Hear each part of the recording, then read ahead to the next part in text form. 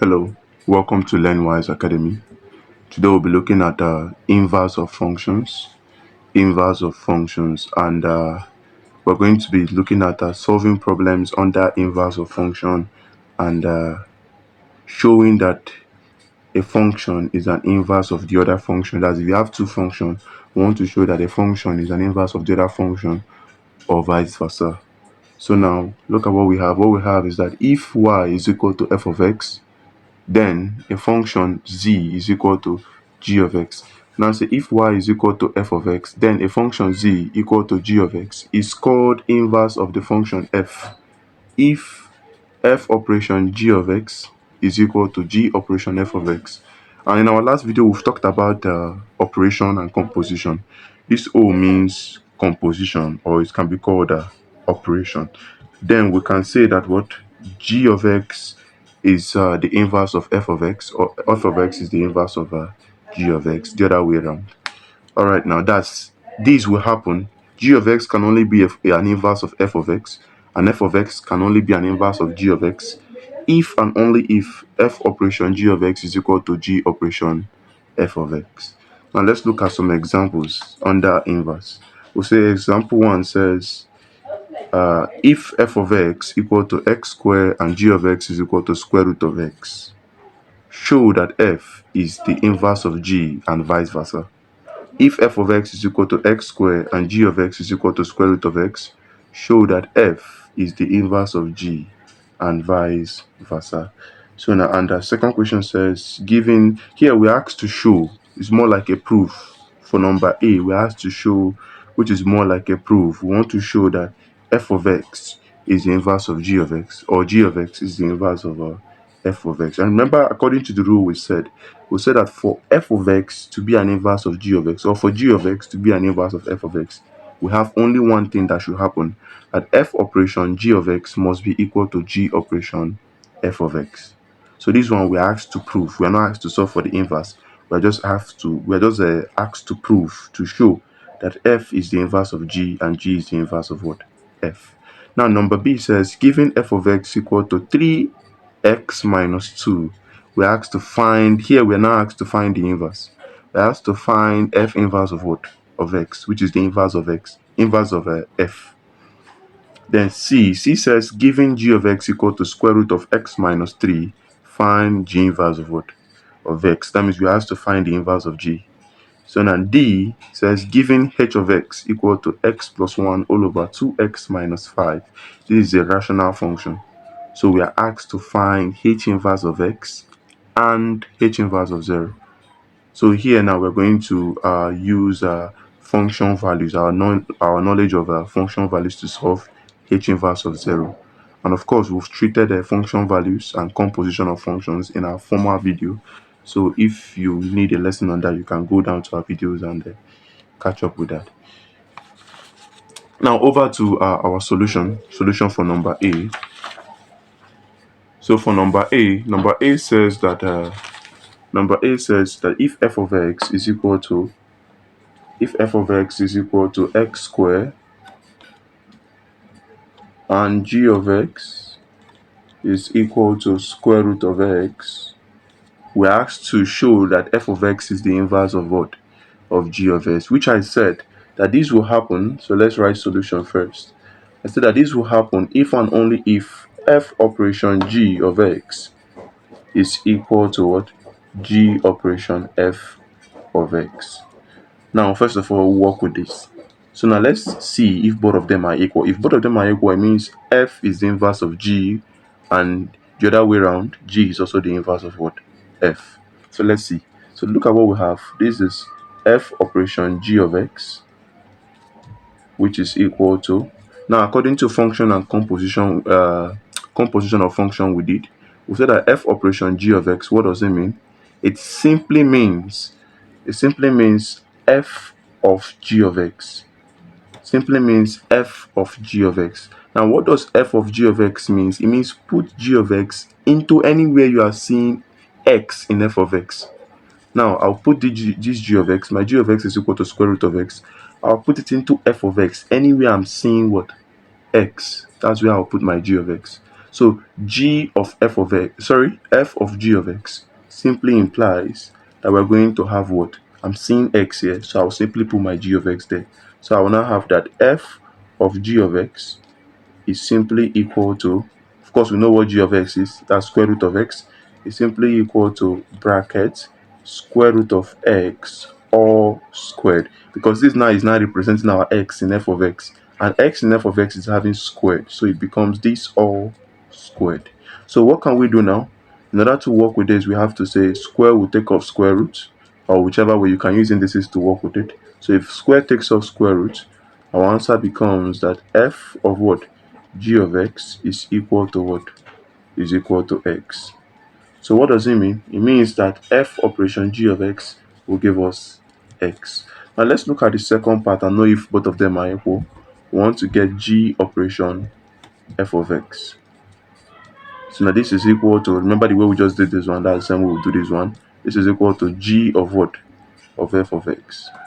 What does it mean? It means put f of x into g of x. Put f of x into g of x. Look at my f of x. My f of x is x squared. I will put it anywhere I'm seeing x in g of x. So what does it imply? It implies that my g of f of x will be equal to, I'll put g of x anywhere I'm seeing, sorry, I'll put f of x into anywhere I'm seeing x in g of x. So I'm seeing x here, so I'll put my f of x there. So what would I have? I'll have this is equal to square root of what? X all squared. Here, square can take off square root. What do we have remaining? It means that g of what? F of x is equal to what? Is equal to x. And if you watch, this g of f of x is representing f operation g of x, and f of g of x is representing what? F operation g of x. So what does it suggest? This is representing g operation f of x, and this is representing f operation g of x, and both of them are equal to x. It means both of them are equal. So I will now say, since f operation g of x is equal to g operation f of x, right? Then we can now say, therefore, that f is the inverse of g. F is an inverse of g, and vice versa.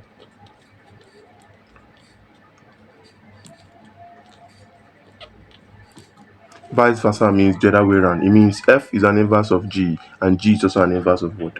F. So that's what we have for this particular one. So this is how to show if two functions are inverse of each other. So number 2, we are asked to find B says, number 2 says, number B, it says f of x is equal to 3x minus 2. F of x is equal to 3x minus 2. How do we work with this kind of problem? 3x minus 2. We are asked to find f inverse of x. That means we should find the inverse of the function. How are we going to do that? We're simply going to get procedures we take in finding the inverse of a particular function. What are the procedures? The first procedure to take is to say that let f of x be equal to y. It's always good to bring down your solving in calculus into procedures, into steps. It helps you, memorize them and never to forget them. So my first step in looking for inverse of a function, that means if I'm given f of x equal to 3x minus 2 and I want to find the inverse of f of x, the first step is to say let f of x be equal to what? Y. If f of x is equal to y, what's the second move? So we act on this first before we take the second step. So let's say this is the first step. So first step says let f of x be equal to y. So we act on it here. It means that y is equal to, instead of writing f of x, I'll write y is equal to 3x minus 2, right? Y is equal to 3x minus 2. So what's the next move? The next move says make x subject. Make x subject. So if you have to make x subject, what do? We cross 2 to the other side, right? So we're going to have 3x is equal to what? Y plus 2. So what do we do here? We have to divide both sides by 3 because we are making x subject. 3 will cancel 3. It means that x will be equal to what? Y plus 2, everything over what? Over 3. This is we have made x subject. Now the third move to take is to interchange x and y. That means I should interchange the position of x and y. That means anywhere I see x, I put y. Anywhere I see y, I put x. So I'm seeing x here, I put y equal to, and I'm seeing y here, I'll put what? X plus 2. Everything over what? 3. Now, the last move is to change this y into what? The inverse of the function. Change y into the inverse of the function. So what's the function? The function is f of x, and the inverse of the function is what? F inverse of x. So what are we going to have? It means that f inverse of x, we are going to change y with that, which will be what? F inverse of x will now be equal to what? X plus 2 all over 3. So this becomes our answer. So what's the first move? Let f of x be equal to y. Second move, make x subject. Third move, interchange x and y. Then last move is to change your y. After interchanging x and y, change your y into the inverse of the function. So this is how we solve problems on finding the inverse of a particular function. So let's look at the number C. Let's see what number C says. Now over to number C. Number C says that we have g of x equal to square root of x minus 3. G of x equal to square root of x minus 3. So we are asked to find g inverse. We are asked to find g inverse of x.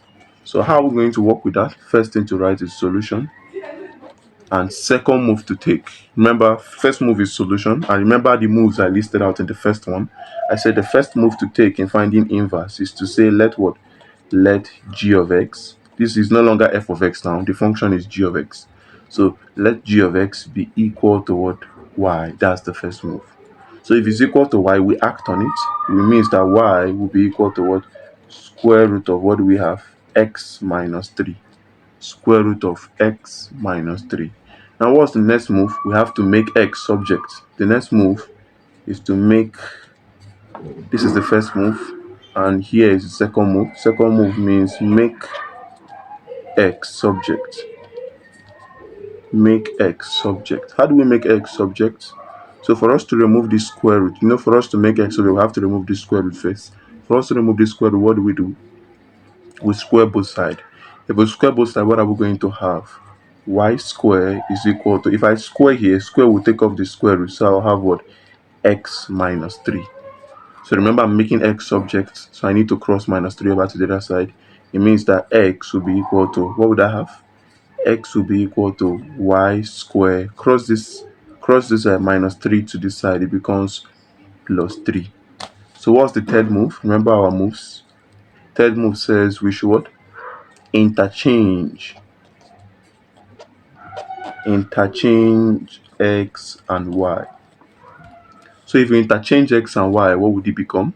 So here becomes y equal to, here becomes what? X squared. Then you have plus 3.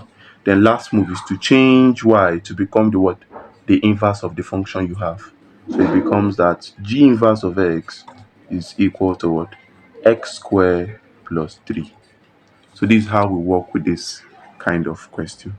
Now over to number D, which is the last question we have for the day. Over to number D. Now we're asked to find, we are given h of x equal to x plus 1 all over. This is a rational function. So h of x equal to x plus 1 all over 2x minus 5. And we are asked to find h inverse of x and h inverse of what? 0. So, but whenever you are given h inverse of x, you must first of all find h inverse of what? Of 0. So anytime we are asked to find h inverse of x, whenever you are given h inverse of 0, whenever you are given h inverse of 0, you are asked to find h inverse of 0, you must first of all find h inverse of x. That is the first move. So because this is a rational function, we'll have a long solving ahead of us. So let's just divide the paper into 2 equal parts for space. Okay, now let's start here. Okay, solution. What's the first move to take? Remember, it's still the same move we took in number C. That's what we're going to do here. But we'll first of all find h inverse of x. Remember I said even if you're asked to find h inverse of 0 alone, you must first of all find h inverse of x before you now find h inverse of 0. So what is h inverse of x? Let's look at that. First move to find h inverse of x, we say let what? Let h of x be equal to what? Be equal to y. So we replace it. Means that y is equal to what? X plus 1 all over what? 2x minus what? 5. What's the next move? The next move is to cross multiply. Okay, before we cross multiply, we know what we are cross multiplying is to make x subject. That is the next move, right? Next move is to make x subject. Now, if we make x subject, what would it become? Making x subject, we are going to have cross multiplication. If you cross multiply here, we're going to have y bracket what? 2x minus 5. Everything equal to what? X plus 1. So I'll simply expand my bracket for easier verification. I'll have 2xy, that's y times 2x will give you 2xy. Y times minus 5 will give you minus 5y. Everything equal to x plus 1. Now there is already x here, so I'll just take this x to this side and take this minus 5y to this side. I'm taking x to this side so that I'll factor out x from this 2xy. I want to take x to this side so that I will have 2x in such a way I can factor out one of the x. You understand? So now take x to this side and take minus 5y to this side. It becomes what? 2xy minus x, because x is positive, it crosses the equal to sign, it becomes negative, is equal to 1. Then cross minus 5 to this side, it becomes what? Plus 5y. So what do we have? What we're going to have now is that, look at, I'm seeing x here and I'm seeing x here, so I can decide to factor out x. So if I factor out x, what am I going to have? I'm going to have x bracket. Factoring out means dividing by x. Divide this by x, you have what? 2y minus, divide this by x, you have what? 1. So everything is equal to 1 plus what? 5y. Remember, I'm making x subject, so I'll just divide both sides by what? The coefficient of x, which is 2y minus 1. 2y minus 1. So this will cancel this. So what do we have remaining? We have that x is equal to this, which is what? 1 plus what? 5y. Everything over what? 2y minus 1. So what's the last move? The last move is to interchange x and y. So if we do that, what are we going to have? We're simply going to have y is equal to 1 plus 5x all over what? 2x minus 1. So what's our final move? We said that let y be our what? H inverse of x. So it means y can be represented with h inverse of x equal to 1 plus 5x all over 2x minus 1. So after dealing with this, we found the h inverse of x. The next move is to find h inverse of 0. So how do we find h inverse of 0? It's as simple as working with function values. What are we going to have? We're going to have that h inverse of 0 is equal to, now this means put 0 anywhere you're seeing x in your h inverse of x. This is my h inverse of x, so I'll just put 0 anywhere I'm seeing x in h inverse of x, and I'll have 1 plus 5. I'm seeing x here, so I'll put 0 there, bracket 0 all over 2 bracket, I'm seeing 0 here, I'm seeing x here, so I'll put 0 minus 1. So this implies that h inverse of 0 is equal to 1 plus 5 times 0 will give me 0 all over, what do we have here? 2 times 0 is 0 minus 1. So everything will give me 1 plus 0 is 1 all over 0 minus 1 is minus 1. So therefore, we can say that h inverse of 0 is equal to 1 divided minus 1 will give you what? Minus 1. So this becomes the two answers for this particular question we are asked to do. The first question says h inverse of x, which is what we have gotten using our three method of finding inverse, and we are also asked to find h inverse of 0, which we have done by finding the h inverse of x. So this is how we find the inverse of a function, of any function, whether rational whether radical, whether polynomial function, to find the inverse, you just have to follow these three steps. These three steps that was given here. 1, 2, 3, in order to get it. So thank you very much for watching. Kindly like, subscribe, and hit the notification bell so that you can get our videos when we drop them. Don't forget to share. Thank you.